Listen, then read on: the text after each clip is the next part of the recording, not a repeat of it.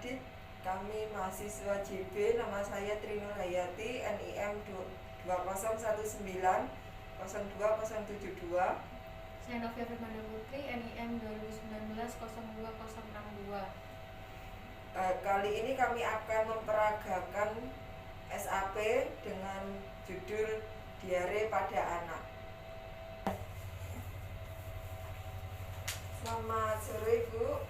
Iya, Ya, saya Suster Tri. Ya, Dengan Ibu siapa? saya dengan Novia. Ya, Ibu Novia. Ini putranya kan kali ini sedang diare ya. Iya. Jadi saya akan memberikan tentang pengertian edukasi tentang diare. Ini ada leafletnya, nanti bisa dibaca. Pengertian diare yaitu buang air besar yang lebih dari 4 kali sehari dengan bentuk tinja yang encer atau cair.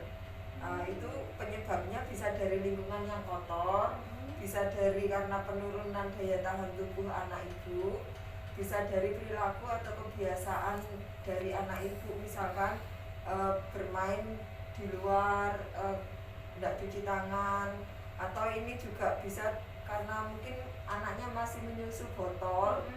Itu juga bisa terjadi diare jika mencuci botolnya itu kurang bersih, Bu.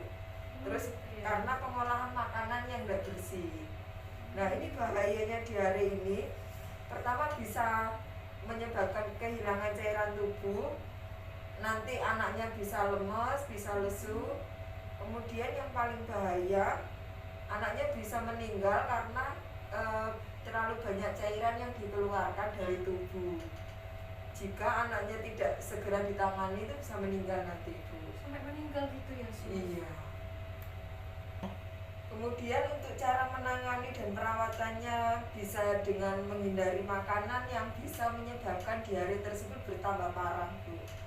Terus untuk penanganannya, perawatannya bisa minum obat diare yang dari dokter.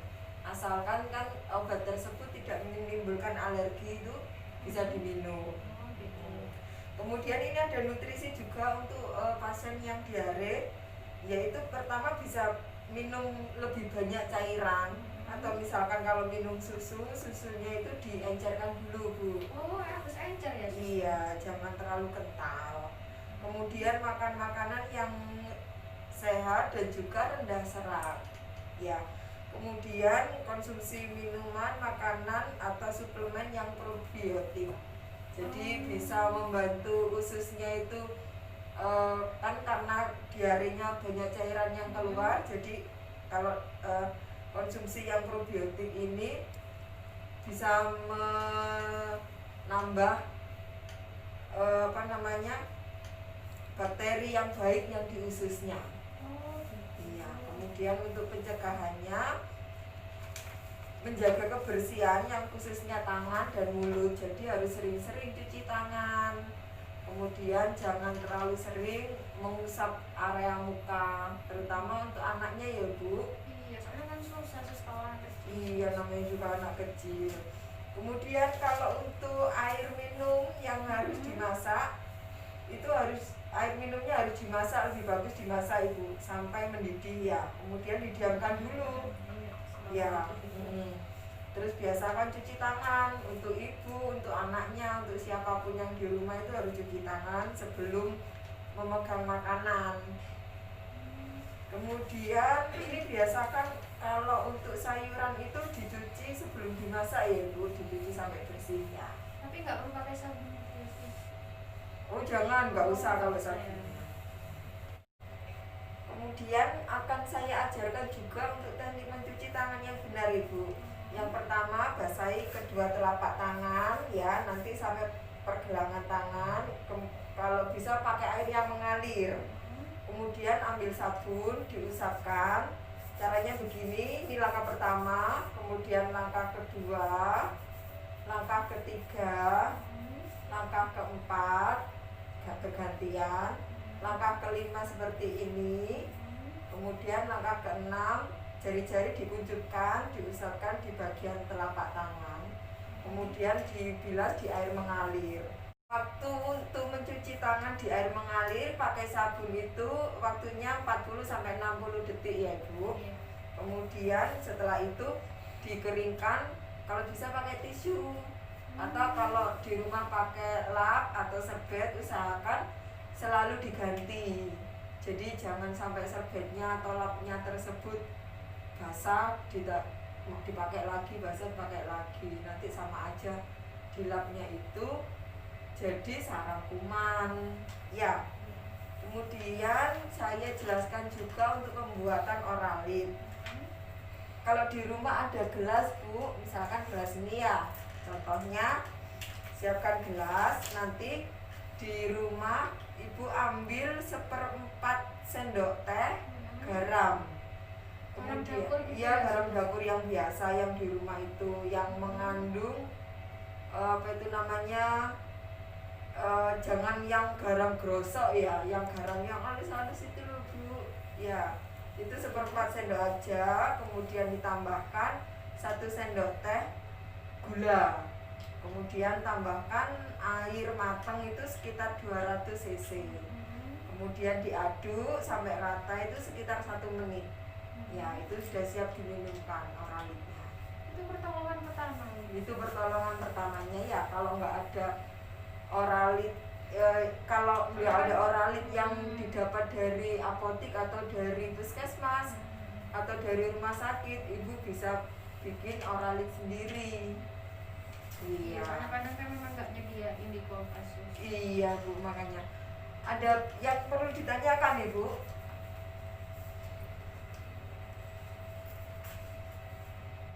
Sementara belum ada sih Sus, nanti coba tak baca-baca lagi. Ya baik, kalau gitu saya buat pertanyaan untuk Ibu. Saya hanya memastikan Ibu bisa paham enggak dengan apa yang sudah saya sampaikan. Ibu sudah tahu tentang pengertiannya diare? Iya, buang air besar lebih dari 4 kali cair. Ya, dalam sehari ya Ibu ya. Iya, Oke. Kemudian penyebab diare apa aja yang Ibu mengerti? Lingkungan kotor, terus apa? Kayak mencuci botol kurang bersih gitu. Terus apa? Kayak daya tahan tubuh anaknya memang lagi menurun. Iya betul. Iya, kayak gitu sih. Kemudian untuk pengolahan makanan, dan juga pengolahan kebersihan, misalkan botol-botol minum atau tempat makanan yang lain yang kurang bersih itu juga bisa menyebabkan diare. Kemudian bahaya diarenya apa aja Ibu? Ya bisa kayak kehilangan cairan tubuh. Betul. Terus anaknya bisa lemes gitu. Yang paling parah bisa meninggal. Iya. Itu ya sih. Iya betul. Kemudian untuk cara menangani dan perawatannya Ibu? Ya kayak ini apa? Tadi menghindari makanan yang bisa menyebabkan diare lebih parah. Ya. Sama apa tadi ya? Minum obat. Minum obat ya yang dari dokter. Iya. Kalau saat minum obat ada reaksi alergi atau reaksi yang berlebihan, misalkan anaknya lebih sering diarenya atau diarenya atau misalkan badannya lebih panas atau gimana, segera ke rumah sakit ya Bu. Iya.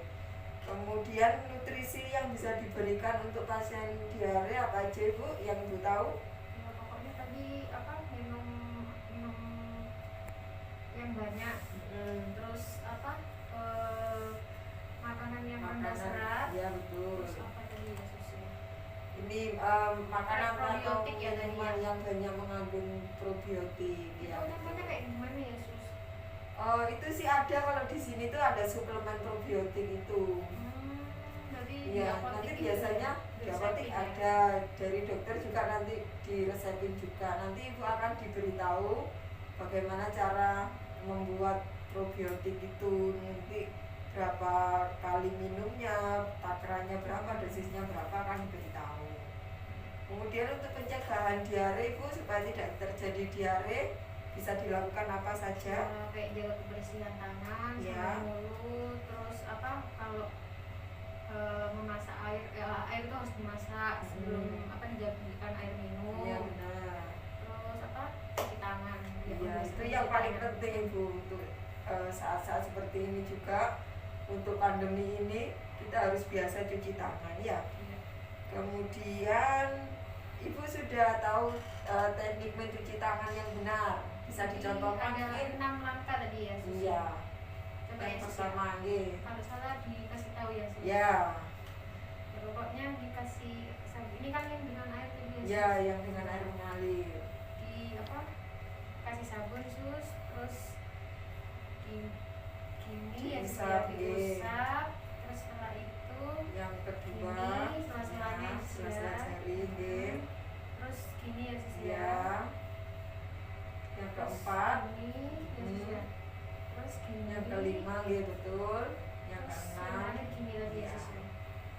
Terus Waktunya berapa detik Ibu kalau untuk cuci tangan pakai air mengalir dan sabun? tadi kalau nggak salah 40 sampai 60 ya. Iya betul Ibu, perhatikan saya nanti ya. Iya.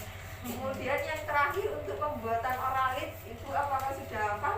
Jadi kan pakai airnya harus air yang matang Air ya Sus, matang, ya. ya.